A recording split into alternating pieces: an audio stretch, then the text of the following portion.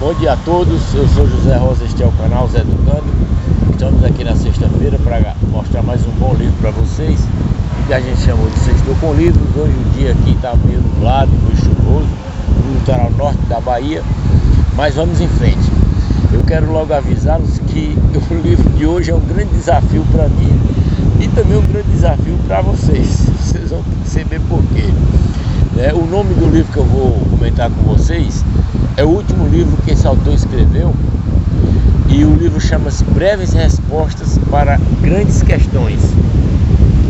O autor desse livro é o cientista renomado Stephen Hawking. Vamos começar por ele, breves palavras. O Stephen Hawking, ele é considerado hoje o maior cientista após Einstein. Então não é brincadeira do que a gente está falando, É um inglês, nascido em Londres. E a coisa interessante é que no dia que ele nasceu, fez justamente 300 anos, na verdade, que tinha falecido o Galileu Galilei, Uma dessas coincidências da história. E até o Stephen, ele era muito jocoso, brincalhão, Ele dizia que isso não era por acaso, Mas ao mesmo tempo ele dizia que quantos milhares de crianças nasceram nesse mesmo dia que ele, e quantas, foram se dedicar à ciência, e à educação e tudo. Então ele tinha esse espírito, O Stephen, ele faleceu com 76 anos em 2018, não tem muito tempo, isso. E ele sofreu, como a maioria das pessoas sabem já, se quem leu, viu alguma coisa ou leu algum livro dele, sabe que ele teve um problema sério, de saúde. Chama ela, a doença, Chama, deixa eu pegar o nome aqui, que eu sou ruim desse negócio de nome de doença. Ela chama-se esclerose lateral amiotrófica, é um palavrão danado. Ele pegou essa doença, a doença na verdade se manifestou nele quando ele tinha 20 e poucos anos. Ele já estava na faculdade, na universidade, em Londres, e acho que foi Oxford que ele fez. E ele já era pesquisador, já muito novo, A genialidade dele despertou muito cedo, E aí os médicos na época disseram que ele tinha apenas 3 anos de vida. Olha que coisa doida, 3 anos de vida. E ele viveu mais, morreu com 76 anos. Então a história da vida dele é uma história de superação, tanto pessoal quanto superação para a ciência, Eu li outro livro dele, que foi Breve História sobre o Tempo, É um livro famoso dele que virou best-seller. Ele mesmo dizia que era um best-seller, Uma Breve História do Tempo. Esse livro eu li 2 vezes. E eu sinceramente, eu não posso mentir para os amigos, eu acho que eu entendi uns 20% desse livro, daquele livro, Esse aqui já foi o contrário, Esse foi um livro último que ele fez, Ele já fez quando estava no último ano da vida dele. E ele é muito mais palatável, Esses breves respostas para grandes questões, que eu vou pincelar com vocês aqui a partir de agora. O prefácio, ele tem 2 prefácios esse livro, Vamos dizer assim, eu chamo prefácio, mas é as ideias iniciais, O primeiro prefácio foi de Eddie Redmayne, que foi o ator daquele filme famoso, A Teoria de Tudo, que é sobre a vida do Stephen Hawking. Ele ficou muito amigo da família, foi convidado para o enterro dele, Quer dizer, o enterro do Stephen Hawking foi um negócio inusitado, em Cambridge. Ele está enterrado ao lado de nada mais, nada menos que um dos maiores ídolos dele, no mundo científico, que foi Isaac Newton, e Charles Darwin. Ou seja, esse cara aqui não era brincadeira, O Stephen Hawking. E o segundo prefácio, ou apresentação do livro, vamos dizer assim, foi feito por um amigo dele, que a gente chama de introdução, o professor Kip Thorne. E nesse prefácio, nesse pequena introdução que ele faz aqui, poucas linhas sobre o Stephen Hawking, ele diz assim, olha que coisa interessante que esse autor, que esse professor Kip Thorne, ele fala. Ele diz assim, em meu discurso durante o enterro de suas cinzas na abadia de Westminster, celebrei essa busca com as seguintes palavras: Newton nos deu respostas, Hawking nos deu perguntas, e as perguntas de Hawking, por sua vez, continuam a dar frutos, gerando descobertas décadas depois. Quando finalmente dominamos as leis da gravitação quântica e compreendemos por completo o nascimento do universo, de certo será uma grande medida por estarmos nos ombros de Hawking, né?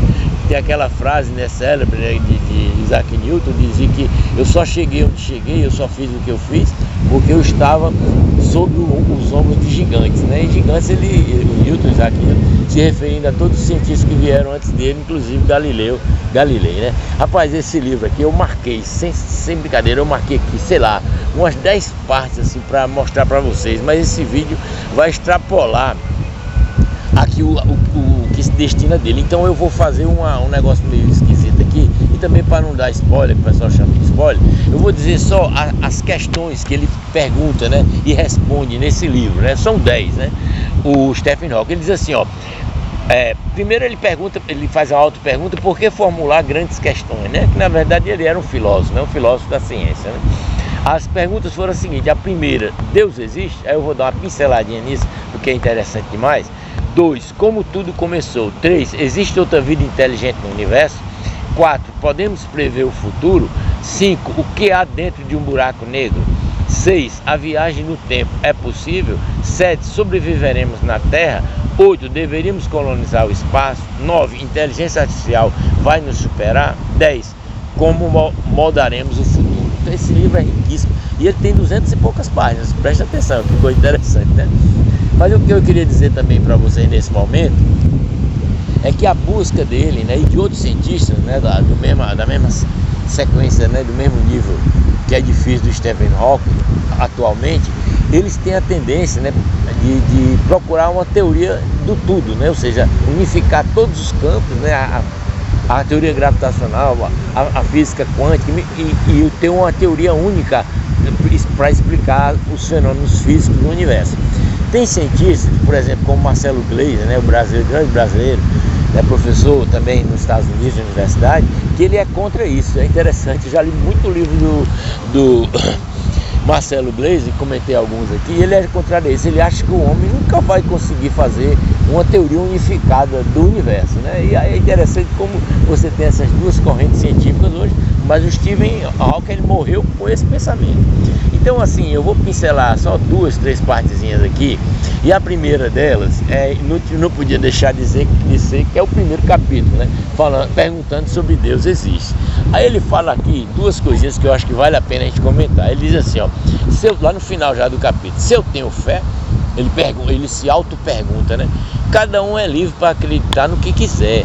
Na minha opinião, a explicação mais simples é que Deus não existe. Ninguém criou o universo e ninguém governa nosso destino. Isso me levou a perceber uma implicação profunda. Provavelmente não há céu nem o além-túmulo. Acho que acreditar em vida após a morte não passa de ilusão. Não existe evidência confiável disso e a ideia vai contra tudo que sabemos em ciência. Acho que quando morrermos, voltamos ao pó, mas de certo sentido continuamos a viver na influência que deixamos, nos genes que passamos adiante para nossos filhos. Temos apenas esta vida para apreciar o grande plano do universo e sou extremamente grato por isso. Eu fiquei com vontade de assinar embaixo esse texto dele, não é verdade? Eu acho que não só eu, mas muita gente ficou com vontade de assinar esse texto embaixo, né? Então, assim, eu fiz, isso é só um aperitivo do livro, para vocês terem ideia como é bonito, né? Agora tem partes e partes aqui no livro que ele aprofunda na ciência, né? Aí é onde eu vou um pouco, talvez algum de vocês voem também. Mas assim, só para finalizar o vídeo, para não ficar muito grande, eu queria pincelar com uma parte aqui interessante que ele fala sobre inteligência artificial. Rapaz, é de uma lucidez, sabe? Deixa eu ver se eu acho aqui. Ele é de uma lucidez, e ele explicando que a gente tem que tomar muito cuidado com isso mesmo, né? É o capítulo 9, já lá pro final. O capítulo 9 pergunta assim, ó, ele se pergunta e se responde, né? A inteligência artificial vai nos superar? Olha que coisa interessante que ele coloca aqui, porque eu acho isso atualíssimo, né, nos dias de hoje. Então ele diz assim, ó: se a lei de Moore continuar vigorando sobre a evolução dos computadores, dobrando sua velocidade e capacidade de memória a cada 18 meses, a gente sabe disso, né, essa lei de Moore, alguns contestam hoje, mas ainda é válida, o resultado é que as máquinas superarão os humanos em inteligência em algum momento nos próximos 100 anos, é a previsão dele. Quando a inteligência artificial se tornar melhor do que os humanos em projetar IA, conseguindo se autoaperfeiçoar de forma recorrente, sem ajuda humana, talvez enfrentemos um boom que resulte em máquinas cuja inteligência excederá a nossa em proporção maior do que a nossa excede a das lesmas. Ele tinha muito humor, né? Quando isso acontecer, precisaremos ter certeza de que os objetivos dos computadores estejam alinhados com os nossos. É tentador menosprezar a ideia de máquinas superinteligentes como mera ficção e científica, mas seria um erro e provavelmente nosso pior erro de todos. É um alerta que ele faz, assim, que eu acho assim importantíssimo a gente colocar isso aqui para vocês, né? E está colocado nesse livro que eu achei fantástico, né? Tem uma parte aqui que ele fala sobre vida, gente, e aí eu não vou ler porque fica grande. Mas ele disse que o vírus do computador, para ele, é um ser vivo mesmo, né? E ele prova isso, né? Segundo a lógica dele. Fica essa dica para os colegas aí de segurança da informação e de tecnologia da informação. E aí, no final desse capítulo relativo à inteligência artificial, aí ele faz uma pergunta assim, bem interessante e instigante, que ele diz assim, ó: por que estamos tão preocupados com a inteligência artificial? Sem dúvida, o ser humano sempre será capaz de apertar o botão e desligar. Aí ele diz assim: Deus existe? Perguntaram as pessoas a um computador. Aí ele respondeu: agora existe. Respondeu o computador e derreteu o botão de desligar. Legal isso demais, achei genial esse negócio, tá entendendo? O cara é fera, é feríssimo. Esse livro dele assim é você ler e se deleitar. Então, no último capítulo, como moldaremos o futuro, ele diz um bocado de coisa aqui, né?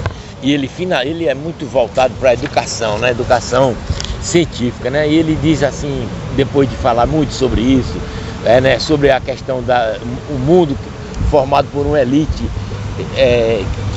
onde poucos conhecem ciência, né? E tem conhecimento e cultura, não vai a lugar nenhum. Ele termina assim o livro da seguinte maneira: a última frase, a última parágrafo assim, ó: assim, como ele era otimista, né? Assim, lembre-se de olhar para as estrelas, não para os próprios pés. Tente compreender o que vê e questione o que faz o universo existir.